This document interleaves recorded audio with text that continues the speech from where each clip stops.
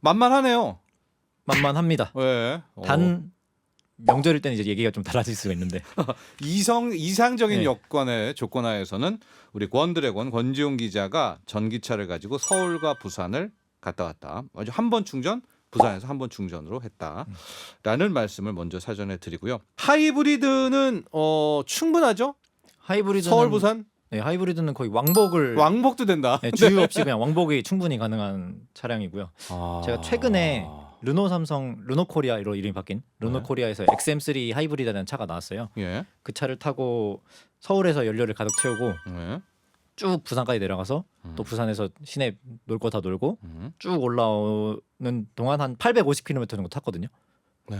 근데 서울에서 남아서 보니까 남은 주행 거리가 100km 넘게 남았. 103.5 FM 돈을 이해하는 시간 정철진의 목돈연구소.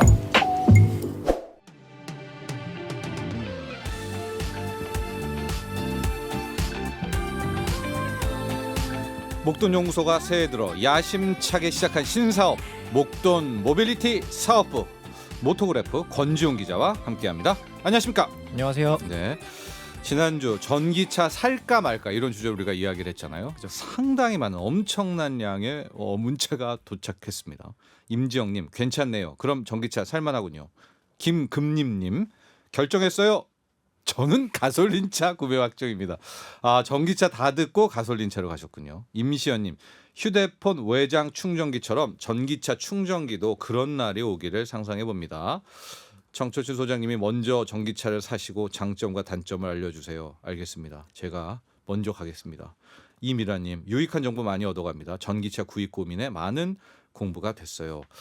자, 어제 우리 또 권드래곤 그날 권지용 기자가 아주 자세히 설명을 해줬습니다. 너무나 감사하고요. 지금요 토요일 요 시간대 전국 도로가 귀성 차량으로 엄청 붐비고 있거든요. 서울과 부산을 가는 분이다. 뭐 내려가든 올라오든 전기차다. 한 번 충전했다. 됩니까? 요즘 기준으로는 가능합니다. 이렇게 막히고 붐비는데? 일단 제가 실제로도 서울 부산 왕복을 몇 번 해봤거든요. 네. 전기차로. 네. 일단은 저는 가장 이상적인 조건에서 하긴 했는데 네. 예를 들어서 평일이었고 네. 뭐 좀 성수기가 아닌 시기에 네. 이렇게 내려갈 때 한 번만 딱 충전하면은 서울에서만 했다. 예, 서울에서 가득 채워놓고 이제 한 경상도 어디쯤 갔을 때 충전을 한번 하고 그다음에 이제 또 부산 시내 들어가서 놀고 올라오면서 또 충전하고 이러면은 딱 간편하게 아예 부산으로 진입은 못했네요. 진입 충분해죠. 진입 들어가서 충분해. 돌고 놀 거 다 놀고 아. 그러고 올라오면서 또 충전하고 하면은 이제 서울 왕복 하는데 딱 한 번씩만 충전하면 된다. 내려갈 때 한 번, 올라갈 때 한 번. 그럼 올라갈 때 서울에서 하고 부산에 가고 그러면은 부산에서 놀 때는 이따 하고 놀아야 되겠네요. 아닌가? 그래서 제가 내려가기 전에 한 번 충전을 했던 게 부산에서 쓸 거를 충전하기 위해서 했다가 이제 가서 가면 이제 충전하면 좀 그렇잖아요. 그렇죠. 부산도 또 차가 막히지 않습니까? 예. 그래서 만만하네요.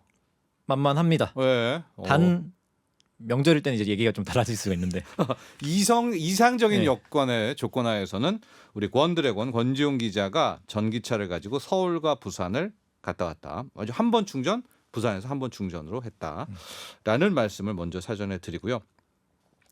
오늘은 전기차를 살까 말까와 또 이어지는 주제이기도 한데 전기차와 내연기관의 장점을 모두 합쳤다고 하는 하이브리드카가 실은 딱 틈새에 버티고 있고요. 전기차를 사러 갔다가도 하이브리드로 가게도 됩니다.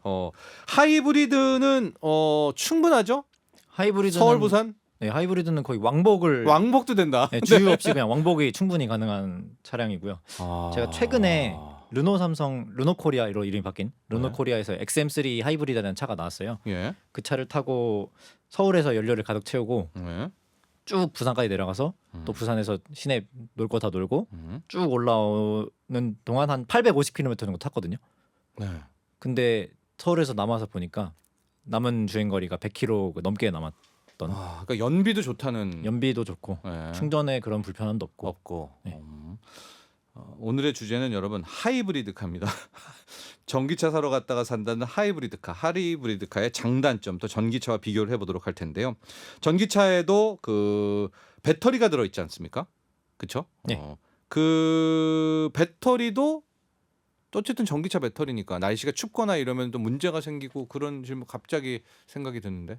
보통 리튬이온 배터리 똑같은 예. 배터리를 쓰는데 그것도 이제 날씨에 영향을 받긴 하거든요. 예. 그러니까 제가 실제로 예전에 하이브리드 차를 탔던 적이 있어요. 예. 소유를 했던 적이 있는데 그 차 기준으로 하면은 진짜 최악의 경우에는 제일 잘 나올 때 한 40%까지도 예. 떨어지는 모습이 보이네. 아, 아무래도 겨울이다 보니까 영향을 배터리, 받는다. 영향을 받아서 엔진이 더 자주 들어오는 음. 모습이어서 연료 소모가 좀 많아지는 경우는 있습니다. 알겠습니다. 아, 방금 전에 서울 부산 왕복한다는 이제 요 이야기를 해주셨는데 이게 XM3 방금 타셨던 그 차 말고도 대부분의 하이브리드 카가 800km는 갈 수 있냐? 네, 충분히 가능합니다. 아, 대부분이. 뭐 제가 K8 뭐 있고 뭐 소렌토 하이브리드도 있고요. 소위 있죠. 네, 예, 제일 예. 잘 팔리는 차들인데 그 차들도 그 기름을 가득 넣으면은 계기판에 보통 800 이상은 가볍게 보여주거든요. 예. 그리고 또 이제 고속도로 뭐 상황이 좋다고 하면은 갈수록 연비가 좋아지니까. 아, 그럼 연비 얼마예요? 그러면?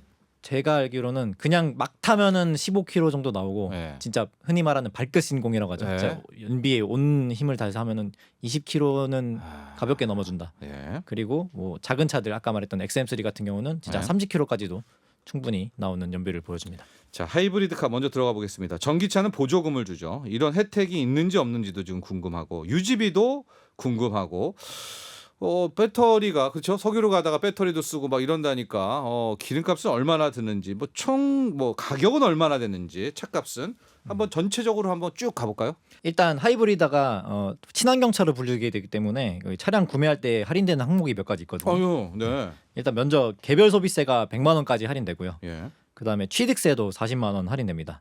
이게 2019년까지는 한 140만 원 정도 할인을 해줬거든요. 예. 그러니까 예를 들어서 3천만 원짜리 자동차를 사면은 7% 취득세 하면 한 200만 200만 원이 원. 나가는 네. 거잖아요. 거기서 140만 원을 할인해 주니까 꽤 큰 돈이었는데 아, 지금은 이제 좀 혜택이 줄어서 40만 원까지 지원을 해줍니다. 예, 네, 이게 사실 작년 말에 취득세 감면 혜택이 끝났거든요. 근데 2년 연장해 준다는 이 개정안이 현재 국회에 올라가 있는데 네. 아직 계류 상태긴 한데 이게 만약에 통과가 되면은 그 전에 구매하신 분들도 나중에 소급해서. 네, 소급해서 네. 보상받을 수 있습니다. 그러니까 뭐 전기차만큼은 아니어도 내연기관차보다는 있네요. 네, 생각보다 이렇게 짜잘짜잘하게 좀 받는 혜택이 많아요. 몰랐습니다. 유지비를 따진다. 이것도 좀 뭐 케이스 바이 케이스인데 한번 이것도 좀 분석해 주실래요? 제가 예전에 니로 하이브리드를 탔었거든요. 네. 이 차가 연비가 정말 봄 날씨 좋을 때 그리고 컨디션이 좋을 때는 연비가 한 30km까지 나와요. 근데 제가 대학교 다닐 때 왕복 거리가 30km였거든요. 네. 그러니까 1리터로 왕복을 할 수 있는 거잖아요. 그러니까 부대 비용 이런 거 따지지 않고 진짜 순수하게 이동 거리로만 따지면은 지하철보다 싸게 왕복이 가능한 그런 그 정도의 연비를 보여줬던 전 굉장히 만족하게 탔거든요. 예. 그렇다면은 이게 기름값이 그러니까 케이스 바이 케이스 그걸로 생각해 보시면 되겠네요. 연비로. 네, 그렇습니다. 연비 최고로 리터당 30km 막 탄다. 나는 그딴 거 몰라도 15는 그냥 찍어준다. 그래도 15, 20 차가 작으면 더 잘 나오고. 더 잘 나오고 네. 그죠. 거기에 맞춰서 여러분들의 연비를 한번 생각을 해 보시고요. 차값에 대해서도 많이 궁금해합니다. 저도 그런 생각이 드는데 하이브리드 좀 비쌀 것 같다. 네, 맞습니다. 동급 그러니까 같은 차를 놓고 봤을 때 지금 제일 인기 많은 그랜저를 좀 놓고 보면은 예. 그랜저는 뭐 시작 가격이 3,700만 원이라고 하면은 하이브리드는 한 4,200만 원 정도, 한 500만 원 가까이 비싸거든요. 예. 근데 대신에 아까 말씀드린 것처럼 그런 친환경 혜택을 이렇게 좀 차감을 하고 또 기름값 특히 주행 거리가 기신 분들 한 1년에 막 3만 이상 타신다. 그러면은 뭐 진작에 연료비로 충분히 체감할 수 있을 정도라서 예. 일단은 저는 개인적으로 추천하는. 그러니까 모델별로 동등하게 있을 때 한 500 더 비싸다 이 정도 하면 되나요? 보통 한 300에서 500만 원 정도 300에서 되고 500 더 비싸다. 더 체급이 올라가거나 아니면 수입차 같은 경우는 더 비싸지는 경우도 있긴 한데 예. 기본적으로는 한 300만 원 정도 생각하시면 될 것 같아요. 근데 300에서 500이면 아까 연비를 따지면은요. 서울 부산 왕복에서 뭐 한 번 뛰고 나면 10만 원 이상 세이브가 되지 않습니까? 그리고 매일 또 출퇴근도 하면은 그 300에서 500이라는 게 금방 따라잡겠네요. 생각보다 주행 거리가 길면 정말 생각보다 네. 빨리 따라잡거든요. 딱 커버가 그냥 네. 된다. 그런데 하이브리드의 단점 지금 보면은 이게 무조건 하이브리드일 것 같거든요. 단점이 있습니까? 아까 말씀드린 대로 동급이랑 봤을 때 조금 비싼 거가 좀 그 단점이라고 커버가 하시고, 되잖아요. 커버가 되는데 예. 그리고 예, 단점이 좀 없어 보입니다. 갑자기. 그러니까 이래서 사람들이 전기차를 사러 갔다가 하이브리드를 사나? 그리고 물론 장점이 많긴 한데 예. 제가 뽑은 단점을 잡자면은 예. 아무래도 전기 모터가 들어갔다 보니까 이 전기로만 달릴 수 있는 주행 거리가 어느 정도 되지 않을까라는 생각하시는 분들이 좀 계신데 네. 생각보다 짧아요. 그러니까 어쨌거나 주인공은 엔진이고 네. 전기 모터는 옆에서 거둔다 이런 느낌이 좀 들어서 네. 나는 전기차처럼 타고 싶은데라고 생각하시는 분들은 조금 실망할 수도 있다. 약간의 그 정도? 아니 근데 우리가 전기차를 타려는 목적이 유지비가 좀 덜 드는 거잖아요. 맞습니다. 예. 왜냐면 승차가 이 운전하는 맛은 또 내연기관이 있으니까. 그죠. 근데 좀 연비 좋잖아요. 연비 좋고 예. 근데 단점이에요? 그런가? 어. 전 좋은 것 같아요. 그래요? 가속 이런 거 어때요? 가속이 떨어진다든가. 가속은 오히려 좋다고 볼 수 있는 게 또 이제 전기 모터가 하이브리드가 악셀을 세게 밟으면은 네. 전기 모터가 같이 도와주거든요 엔진을. 그러니까 엔진하고 전기 모터가 같이 밀어주는 형국이라 네. 오히려 또 체감 가속은 운전자가 느끼는 가속감은 더 좋을 수도 있다. 네. 엔진이 요만큼밖에 안 도는데 차는 더 훨씬 잘 나간다고 느껴가지고 네. 여러모로 장점이 많습니다. 아니 그러면은 우리가 지난 시간에 전기차랑 비교를 했다면 이게 전기차가 하이브리드를 이기는 게 뭐 있습니까? 왜냐면 충전도 불편해 전기차가 화재 나면은 그거 이동식 수조에다 담가서 불 꺼야 돼 뭐 그런데요. 그래서 궁극적으로는 어쨌든 엔진을 아예 안 쓰고 탄소 배출 그러니까 좀 궁극적으로 봤을 때는 네, 사회적인 네, 어떤 책무 우리 네. 예, 그걸 인류의, 위해서 예, 이제 전기차로 가는 흐름인데 예, 그거까지 나는 아직은 좀 그렇다. 나는 네. 내가 편리한 게 더 좋다. 예. 이런 분들은 이제 하이브리드로 좀 갈 거고 어, 더 멀리 이제는 나중에는 막 2030년 40년 되면은 네. 아예 내연차가 예. 아예 내연차가 이제 안 만들잖아요. 만들 수 예. 없거든요. 그 하이브리드는 안 만드나요? 그래서 하이브리드로 버티려는 제조사들도 몇 군데 있어요. 예. 최대한 우리는 전동화라고 하거든요. 음. 어쨌든 전기 모터를 같이 쓰니까 예. 그걸로 최대한 버티다가 음. 이제 버틸 때까지 버텼다가 이제 전기차로 넘어가겠다 음. 하는 제조사들도 있어서 네. 그렇습니다. 우리 사용자분이 배터리의 공간 때문에 일부 차종은 트렁크가 작다. 뭐 이런 거 있나요? 이거 단점. 이건 제가 좀 이따가 좀 설명을 해드릴 건데 예. 플러그인 하이브리드라는 차가 있어요. 예. 이건 이제 충전을 해서 쓰는 하이브리드인데 예. 좀 이따 설명을 드리고 그런 대신에 그 차들은 이제 배터리가 좀 커가지고 실제로 트렁크 공간을 침범하거나 이런 경우가 있거든요. 예. 근데 우리가 흔히 생각하는 이런 뭐 충전 없이 니론이 타는 뭐 이런 거 있잖아요. 그런 예. 그 방식을 풀 하이브리드라고 하거든요. 예. 그런 외부 충전이 없는 차들은 그렇게 트렁크의 공간에 침범을 받지 않는다. 최대한 제조사들이 숨기거든요. 뭐 네. 뒷자리 밑에 놓는다던가 아니면 그 가운데 지나가는 콘솔 사이에다가 밑에다 쏙 넣어가지고 최대한 실내 공간을 침범하지 않게 하는 게 보통입니다. 그럼 내연차, 전기차, 하이브리드. 아까 가속력 이런 거는 하이브리드가 좋다. 그냥 놓고 그냥 가속력만 네. 놓고 보면은 전기차가 더 우세할 수 있는데 예. 아무래도 걔는 오로지 전기 모터로만 밀어주니까 아, 그 밟자마자 최고의 힘을 낸다고 제가 저번 주에 설명드렸는데 그러면은 전기차, 하이브리드, 내연, 네요. 정숙성은요? 정숙성은 솔직히 말씀드리면 전 차급에 따라 갈린다고 생각합니다. 네. 비싸질수록 조용하다. 네. 네, 파워트레인 진리입니다. 상관없고요. 예. 근데 다만 이제 시내에서 이제 가만히 있거나 동네에 조금 다닐 때는 아무래도 전기차나 하이브리드가 유리할 수는 있습니다. 유리하다. 네. 하이브리드 차종에 대해서도 궁금하다고 합니다. 어떤 분은 SUV도 하이브리드 있어 대형 뭐 이런 차 조그만 것만 있는 거 아니야? 왜냐면 일본의 그 차 도요타의 그 뭐죠? 캠리? 아니요. 갑자기 생각 안 나네. 하이브리드 엄청 많이 팔린 거. 라브코? 프리우스. 프리우스. 예. 그게 워낙 많이 지금 시장을 선점했기 때문에 다 그 정도 사이즈로 생각하고 있는데 어때요? 이 차종은? 차종 일단은 말씀하신 것처럼 프리우스가 가장 전 세계에서 그로 많이 팔렸고 하이브리드라는 이름을 알리다 보니까 네. 그 정도 준중형 세단으로 많이 생각하시는데 요즘 같은 경우는 그러니까 흔히 말하는 현대기아차 같은 데서는 네. 뭐 준중형 세단 아반떼부터 이제 소렌토까지 네. 큰 SUV들까지 그랜저도 있고요. 그랜저도 네. 있고요. 예. 되게 다양한 하이브리드 모델을 판매하고 있는데 이제 다만 제네시스 네. 고급 브랜드는 아직은 하이브리드가 없습니다. 아직이라기보다는 그냥 바로 전기차로 넘어가는 추세. 고급 라운드. 그러니까 고급 아주 최고 하이엔드 빼고는 네. 다 하이브리드도 있다. 하이브리드 있습니다. 지금 들으면 들을수록요. 하이브리드를 사야 될 것만 같은 그런 느낌이 있거든요. 이건 뭐죠? 그랜저와 K8 하이브리드는 엔진을 2.4에서 1.6으로 낮췄다. 이거는 뭐 다운그레이드냐? 이건 무슨 얘기일까요? 다운그레이드 아니고 다운 사이징이라는 용어가 있는데 네네. 이거는 오히려 업그레이드라고 볼 수 있거든요. 그러니까 그랜저를 좀 기준으로 말씀드리면은 네. 그 전 모델은 2.4리터 자연흡기 엔진이었어요. 네. 근데 이번에 새로 나온 신형 모델은 1.6리터 터보 엔진을 쓰거든요. 이게 뭐냐면은 배기량을 탄소를 줄이기 위해 배기량을 줄였는데 배기량만 줄이면은 이제 그 힘이 약해지고 그럴 수도 있잖아요. 당연히. 예. 그러니까 이제 그거를 과급기라는 거를 추가를 해서 엔진에 대해 추가적인 힘을 주는 건데 이렇게 하면은 배기량을 줄이면서 네. 힘은 올리고 네. 연비도 좋아지고 뭐 이런 여러 가지 장점이 있습니다. 그러나 성능은 뭐 비슷해요. 성능은 오히려 좋은 경우도 오히려 좋아요. 많죠. 근데 1.6으로 편입되면 자동차 세금 뭐 이런 거는 또 유리한가요? 또 싸지고. 싸지고. 네. 여러 여러모로 하이브리드 좋습니다. 자, 저희가 그냥 하이브리드 전기차 이렇게 좀 장단점 비교하고 하려고 하는데 자꾸만 좋은 이야기만 나오고 있는데 어떤 분들에게 하이브리드를 권하고 싶습니까? 지금 이제 막 차 바꾸시려고 하고 막 차 막히고 지금 귀성길에 듣고 네네. 계실 때 있잖아요. 어떤 분들에게 하이브리드가 어울리나요?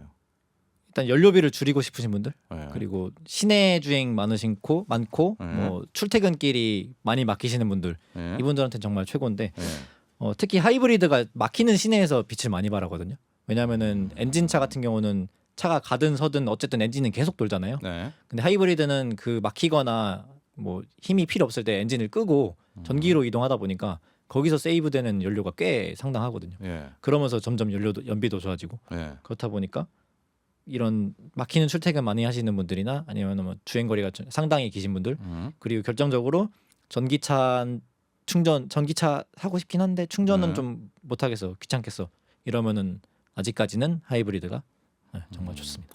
근데 이런 건 있을 것 같아요. 야, 어차피 세상은 전기차 가는데 왜 중간에 내가 거기 그 하이브리드를 거쳐? 그냥 바로 전기차 가자.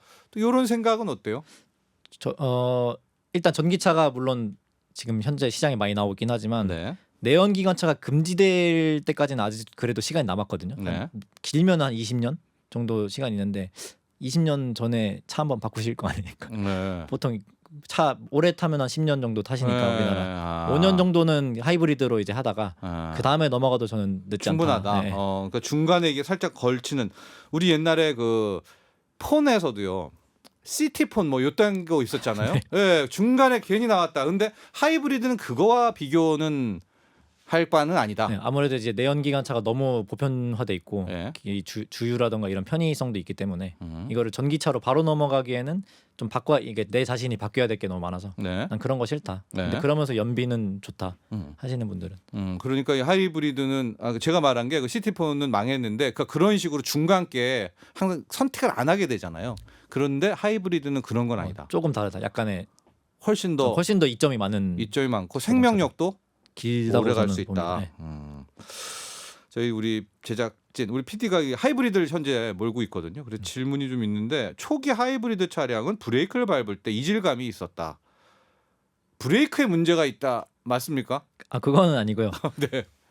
이제 하이브리드 차를 운행하다 보면은 브레이크를 살살 밟을 때 네. 브레이크가 잡히는 게 아니라 회생제동이라는 시스템이 작동을 하거든요. 예. 그러니까 굴러가는 운동 에너지를 회수해서 배터리를 충전하는 시스템인데 그때 살살 밟으면은 그 브레이크가 잡힌 게 아니라 그 회생제동 시스템이 작동하다 보니까 뭔가 브레이크를 밟은 듯 안 밟은 듯 이런 느낌도 있고 거기서 더 세게 밟으면 거기서 힘을 좀 더 밟으면은 갑자기 브레이크 밟으니까 차가 확 쓰고 이런 경우가 좀 있었거든요. 그리고 요즘 나오는 차량들은 최대한 그게 이질감이 없도록 네. 좀 세팅을 민감하게 해가지고 네. 요즘은 조금 나아진 편. 근데 초기에는 이런 얘기가 굉장히 많았죠. 예.